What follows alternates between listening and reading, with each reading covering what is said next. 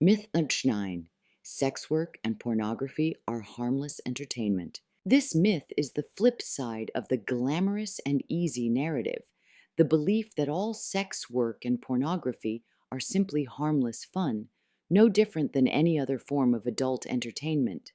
On the surface, it's a comforting idea, especially for consumers who want to enjoy without questioning the conditions under which porn or sex work is produced. But the truth, as always, is more complicated. Sex work and porn are forms of labor, and like any industry, they contain both ethical practices and exploitative ones. Reducing them to either pure entertainment or pure harm flattens the reality and erases the voices of workers themselves. Why this myth persists? This myth survives because it serves multiple audiences. Consumers of porn and adult entertainment prefer to believe no one is harmed in its production, maintaining the illusion that everything is consensual, pleasurable, and free of exploitation.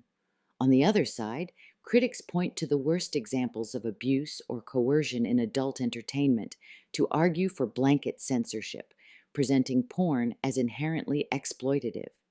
Both extremes persist because they are simple narratives, easier to digest than the messy, nuanced truth. Sex work and porn are industries, and like all industries, the conditions for workers depend on labor protections, equity, and accountability. What the facts actually say, research and worker testimony alike make it clear. Adult entertainment, like any labor sector, contains a spectrum of experiences.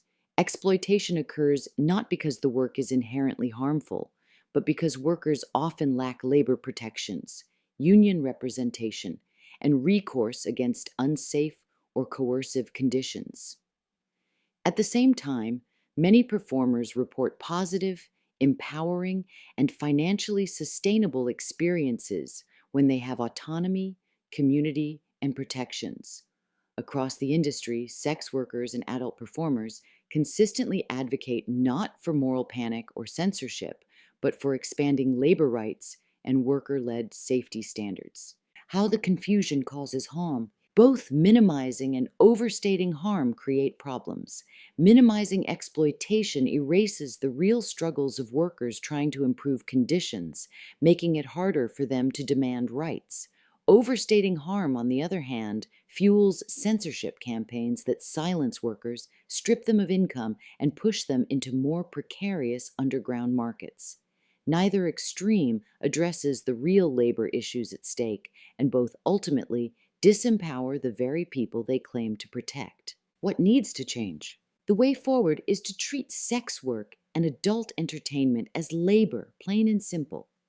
That means supporting performers in creating safer, worker-led industry standards, advocating for workplace rights, health protections, and unionization, and rejecting sweeping narratives, whether of harmless fun or inherent harm, that erase worker voices in favor of consumer comfort or political agendas.